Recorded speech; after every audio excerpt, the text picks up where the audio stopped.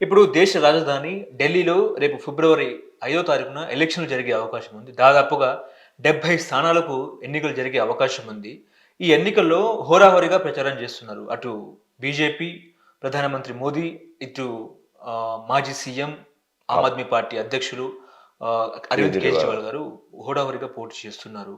కాంగ్రెస్ ఎందుకో సైలెంట్ అయింది. ఢిల్లీ గడ్డ మీద ఏ జెండా ఎగిరే అవకాశం ఉంది అంటే ఏం చెప్తారు? అంటే ఇప్పుడు ఆమ్ ఆద్మీ పార్టీ ఒరిజినల్‌గా రైట్ టు ఇన్ఫర్మేషన్ యాక్ట్ ఆయన ఐఆర్ఎస్ అధికారి. అవును.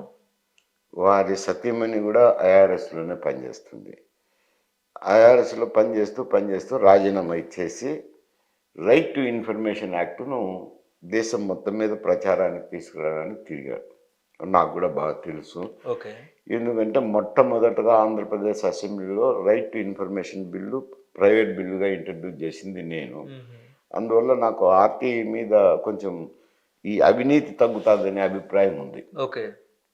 అవినీతి తగ్గేదానికి ఇది ఉండడం మంచిదే, ప్రజలకు తెలియాలా ఏం జరుగుతుండేది అనే దాని మీదట ప్రతిపక్షంలో ఎక్కువ కాలం పనిచేసినాను కాబట్టి ఉండాలని చెప్పి ఆ బిల్లు పెట్టాను.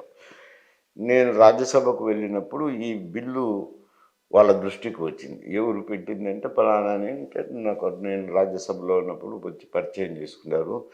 మొట్టమొదటగా ఢిల్లీలో వాళ్ళు ఇది సదస్సు నిర్వహించినప్పుడు కూడా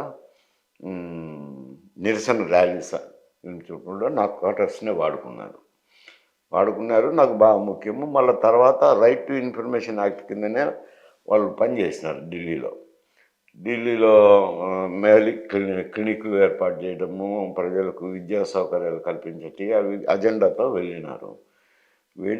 వెళ్ళిన తర్వాత మంచి పేరు ఉన్నది. కానీ ఏమైతే రైట్ టు ఇన్ఫర్మేషన్ యాక్ట్ అనేది దేనికి తీసుకొచ్చినారు?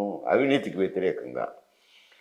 అవినీతి జరగకుండా ఉండాలనే దానికి ఆయన స్పేర్ హెడ్ చేసినారు.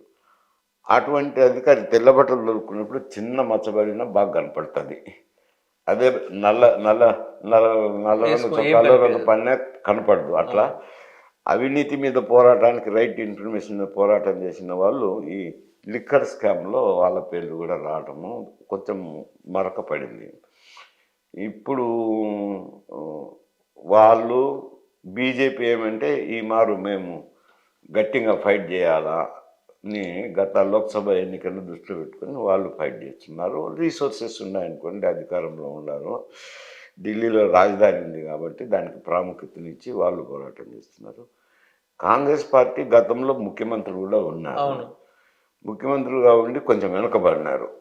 మరి వాళ్ళు కూడా అభ్యర్థులు నిర్ణయించి తిరుగుతున్నారు.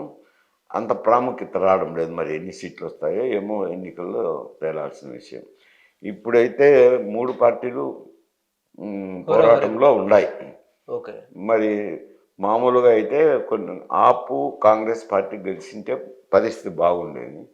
మరి ఎందుకో వాళ్ళ సీట్ల విషయంలోనూ ఇంకొక విషయంలోనూ హర్యానాలో ఇదే విషయం వచ్చింది. ఆపు కలిసి పోటీ చేయాలనుకున్నారు. సీట్లు కొంచెం ఎక్కువ అడిగారు. సీట్లు అది సరిపోకపోతేనేమి కాంగ్రెస్ పార్టీలో ఉన్న పెద్దలు ఆపుతో ఎందుకు మనం పెట్టుకోవాలి, సొంతం అధికారంలోకి వస్తాం కదా అని హర్యానాలో అది పడనీలే ఆపుతో పొత్తు. ఆ నుంచి ఆడపోవడంతో ఇప్పుడు ఢిల్లీలో కూడా పొత్తు లేకుండా పోయి విడిగానే కంటెస్ట్ చేస్తున్నారు. విడిగా కంటెస్ట్ చేసినప్పుడు రేపు ఎన్ని సీట్లు వస్తాయి అనేది, విడిగా కంటెస్ట్ చేసిన దానివల్ల వీళ్ళకి నష్టం జరుగుతుంది అనేది ఒకటి. ఎందుకంటే బీజేపీ ఓట్లు బీజేపీకి ఉంటాయి, ఎన్డీఏ కూటమి ఓట్లు. ఇంక వీళ్ళిద్దరి చీలిపోతాయి కదా పోటీ పెట్టినప్పుడు. ఎంతో కొంత వీళ్ళ అనుకూల భావాలున్న ఓటరు చీలిపోతారు కదా ఇద్దరి మధ్య. చీలినప్పుడు నష్టం కొంచెం జరుగుతుంది వీళ్ళకు. దేశ రాజకీయాల్లో ఏమైనా అంటే ఒకవేళ ఆప్ గెలిస్తే అక్కడ ఇంపాక్ట్ దేశం మీద పడే అవకాశం ఉందా?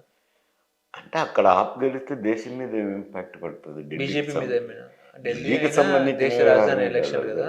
ఇప్పటికైతే ఢిల్లీలో వాళ్ళ ప్రభుత్వం ఉండి ఓడిపోతే ఆ ప్రభుత్వం అప్పుడు మచ్చబడేదే. ఇప్పుడు ఉండేది సిట్టింగ్ గవర్నమెంట్ ఉంది కాబట్టి గెలిస్తే వాళ్ళకు మంచి పేరు వస్తుంది, కానీ ఓడితే వచ్చే నష్టం ఏం లేదు.